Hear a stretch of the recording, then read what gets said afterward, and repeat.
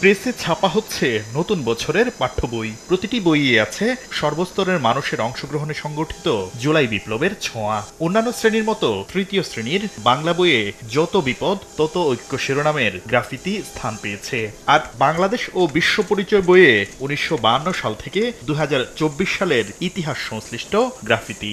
বৈষম্য বিরোধী ছাত্র আন্দোলন চলাকালে যে গ্রাফিতিগুলো সার্বজনীন আবেদন সৃষ্টি করে, তাদের স্বপ্নের কথা বলে, সেগুলোকে আমরা দিয়েছি।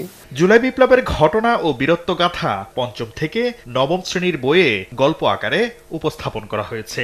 ইংরেজিতে গ্রাফিতি নামে একটা আর্টিকেল আছে, তেমনি আমরা তোমাদের ভুলবো না, এরকম নামে একটা লেখাও পঞ্চম শ্রেণীর বইতে সম্ভবত আছে। এনসিটিভি বলছে, ইতিহাস বিকৃতি থেকে পাঠ্য বইকে মুক্ত রাখতে মহান মুক্তিযুদ্ধ সহ দেশ গঠনে অবদান রাখা সবাইকে যথাযথভাবে উপস্থাপন করা হয়েছে। মৌলানা আব্দুল হামিদ খান ভাসানী ও তাজউদ্দিন আহমেদের অবদান এবং শহীদ রাষ্ট্রপতি জিয়াউর রহমানের স্বাধীনতার ঘোষণার বিষয়েও অন্তর্ভুক্ত করা হয়েছে আগামী শিক্ষাবর্ষের বইয়ে।